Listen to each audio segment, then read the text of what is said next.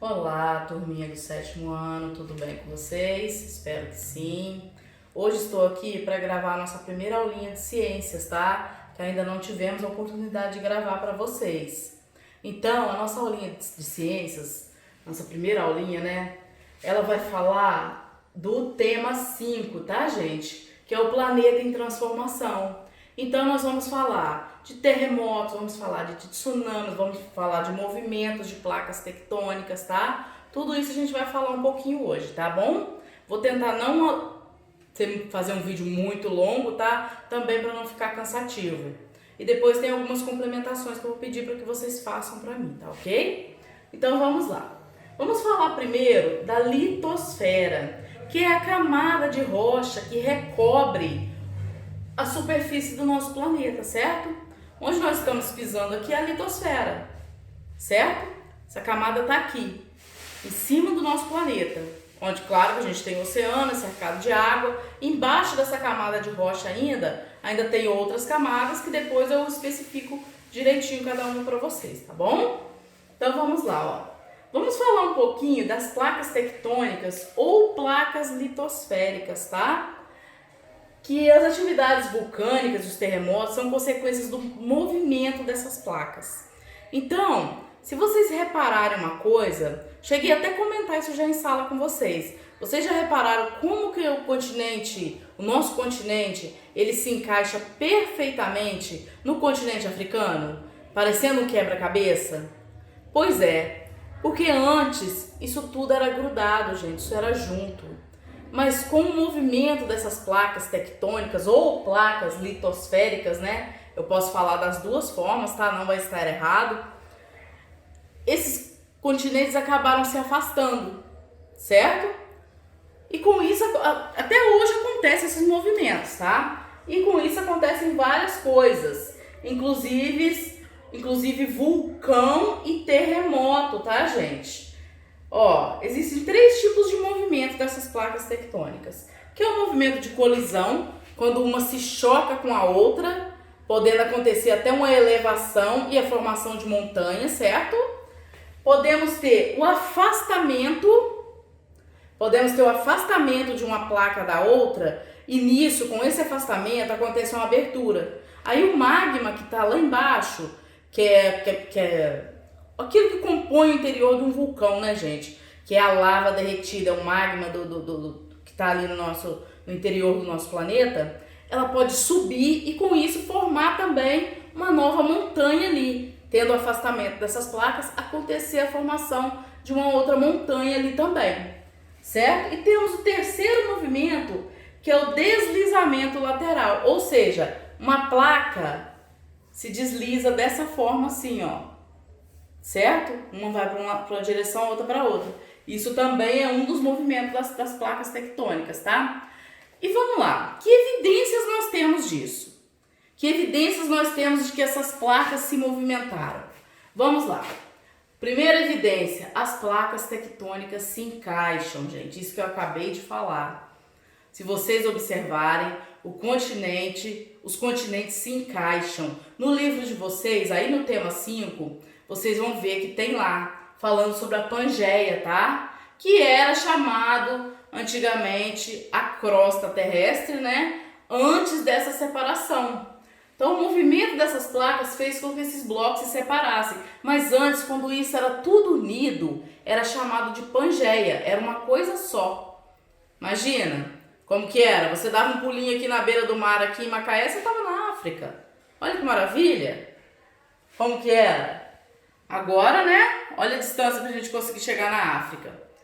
E existem evidências, gente, de que essas placas, elas se afastaram e se juntaram várias vezes ao longo de milhões, bilhões de anos, né? O nosso planeta sofreu várias transformações ao longo do tempo. Então, por exemplo, uma montanha que a gente conhece hoje, daqui a 10 milhões de anos, essa montanha pode não existir, devido a diversos fatores, a chuva, a erosão do solo, que vai chovendo, essa terra que está compondo essa montanha vai descendo. Então, daqui a 10 milhões de anos, uma montanha que a gente conhece pode não existir mais, certo? Lógico que nós não vamos estar aqui para ver, né? Que ninguém vai viver isso tudo, mas pode não existir. Então, vamos falar agora também de terremotos ou sismo, tá? Posso chamar das duas formas, que é a ocorrência também do movimento das placas tectônicas. Então, os terremotos acontecem exatamente por isso. Quando uma placa se movimenta, houve um deslizamento, alguma coisa. E existe, a gente chama de sismos, por quê? Esses tremores. Existe também um equipamento chamado sismógrafo, que serve para medir a intensidade desses movimentos, certo? O sismógrafo, gente, ele mede, chamado uma unidade de medida chamada escala Richter. Que é porque o nome do cara que criou o equipamento, o sobrenome dele é Richter, tá? Por isso se chama escala Richter. E esse terremoto, a intensidade dele é medida de 0 a 8, tá? 8 é o máximo e 0 é praticamente imperceptível, tá bom? E terremotos e tsunamis no Brasil? Qual a possibilidade disso acontecer, certo? É bem provável que aconteça. Apesar de existir pequenos terremotos no Brasil, tá? Não significa que não existe. Ocorreu um que foi perceptível. Existem os terremotos sim, mas praticamente a gente não percebe isso, tá? Um que foi perceptível pelas pessoas conseguiram sentir a terra tremer, aconteceu em Natal, no Rio Grande do Norte, em 2013. E um outro aconteceu em Tarauacá, no Acre, em 2015. Certo? E os tsunamis no Brasil? São improváveis? É uma afirmação, uma pergunta? Gente, improváveis não são, tá? Pode ser que ocorra? Pode ser, mas é bem difícil. Por que é bem difícil? Porque o Brasil está localizado no centro de uma placa tectônica. Certo? O Brasil está ali no centro de uma placa. Esses terremotos e vulcões, eles ocorrem mais nas bordas das placas tectônicas. Então, como o Brasil está localizado no centro de uma placa, de uma grande placa, né? É meio improvável que se ocorra um tsunami no Brasil. Pode ocorrer sim, de acontecer alguma coisa de um vulcão que está lá na ilha Canária Espanhola, entrar em erupção e fazer com que chegue uma onda aqui pra gente, no Oceano Atlântico. Pode ocorrer, mas bem improvável, certo? Os vulcões, gente, eles são normalmente localizados nas bordas, assim como eu tinha falado, tá? Na borda das placas litosféricas. E um vulcão, ele ocorre em 3 etapas. Para um vulcão entrar em erupção, tem que ocorrer essas 3 etapas aqui, ó. Primeiro, a movimentação das placas tectônicas, né? Ou seja, a rocha, a terra vai rachar, certo? Aí vai acontecer o quê? Vai acontecer uma grande pressão ali dentro do magma, né? Que é aquela rocha derretida que está ali dentro. Vai acontecer uma grande pressão, a liberação de água e vários gases. Dentre eles, alguns são tóxicos, tá? Aí, quando esses gases entram numa grande pressão e a quantidade de magma ali se acumula muito, o que vai acontecer? Ela vai extravasar pela chaminé, que é chamado o orifício que tem ali no vulcão, certo? Por onde ela encontrar uma fissura, uma chaminé ali, ela vai extravasar, ok? Aí nós temos a segunda etapa, que é a erupção, certo? E a terceira etapa é a lava. A lava, quando o vulcão entrar em erupção, essa lava vai escorrer. E essa lava, gente, ela é altamente devastadora. Se um vulcão entra em erupção, esse vulcão ali em volta dessa montanha, né, desse cume, está coberto de vegetação, se existe uma cidade próximo, se existe alguma coisa próxima, ele vai destruir tudo que ele encontrar pelo caminho. Então, ele é altamente devastador, tá? Então, se uma cidade estiver no caminho, tem que sair fora, porque tem que evacuação imediata, porque a população vai sofrer. Até porque, quando o vulcão começa a cuspir aquelas cinzas, que ele começa a respirar, como se diz, né? Aquelas cinzas também, elas fazem muito mal para quem estiver perto. Então, se não sair, pode ter a saúde prejudicada. E outra coisa, mas também tem uma coisa que eu queria falar para vocês. Essas cinzas do vulcão, gente, elas são também muito ricas. Elas possuem nutrientes que fazem muito bem para o solo. Então, quando essas cinzas caem no solo, o solo fica altamente fértil, tá? Aí nós temos um solo de excelente qualidade.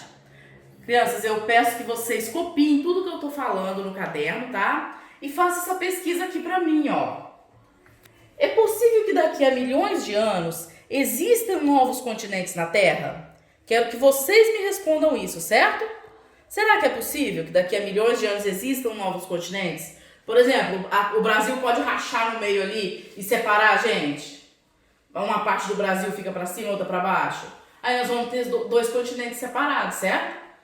Então pesquisem isso aí para mim e escrevam um texto falando a opinião de vocês, tá bom? O que vocês acham? Bom, aí nós temos também algumas sugestões aqui, tá? Eu tenho a sugestão para vocês de um filme muito bacana que tá na Netflix agora, que é chamado Terremoto, a Falha de San Andreas. Gente, essa falha de San Andreas, ela existe realmente, tá? Fica localizado na Califórnia, nos Estados Unidos. É uma fissura na Terra que dá para se ver de longe, dá para se ver do espaço essa fissura. Então aquilo ali a Terra rachou e com isso acontecem vários tremores de terra ali próximo, certo? Então assistam um filme que é muito bacana, tá? Que é o de um cara que ele trabalha em operação lá do Corpo de Bombeiros, se eu não me engano, acho que é isso mesmo.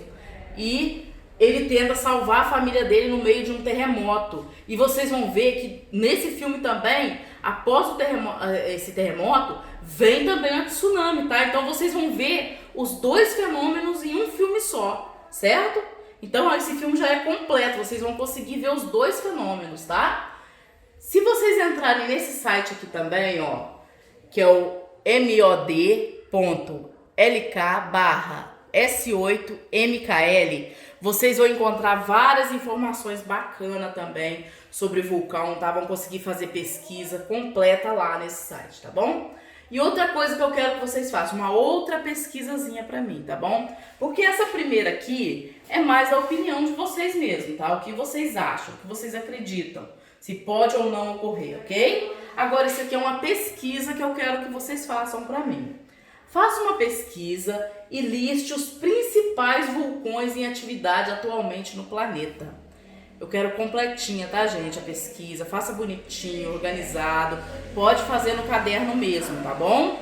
Faça no caderno, que assim que a gente retornar, a gente faz a correção disso, ok? Então, faça bonitinho no caderno, daquele jeitinho que você sabe que eu gosto, organizado, letra bonita, tá bom? E não esqueça de citar a localização, tá? Onde estão esses vulcões, certo? E para finalizar, gente, não vamos esquecer, né? Que apesar de estarmos confinados em casa, essa semana seria a semana que a gente estaria vivenciando a Páscoa dentro da nossa escola, né? Vamos vivenciar isso aí em casa, né? Com a família de vocês. Vamos vivenciar esse momento, não esquecendo que Páscoa não é ovo de chocolate, não é só isso. Vamos relembrar, vamos pensar no verdadeiro sentido da Páscoa, que é Jesus Cristo, nosso Salvador, que morreu por nós na cruz, certo? Então vamos vivenciar esse momento nas casas de vocês aí. Desejo a todos vocês uma feliz Páscoa, tá? Que tenham uma Páscoa abençoada e a gente se vê no próximo vídeo, tá? Beijos, fiquem com Deus.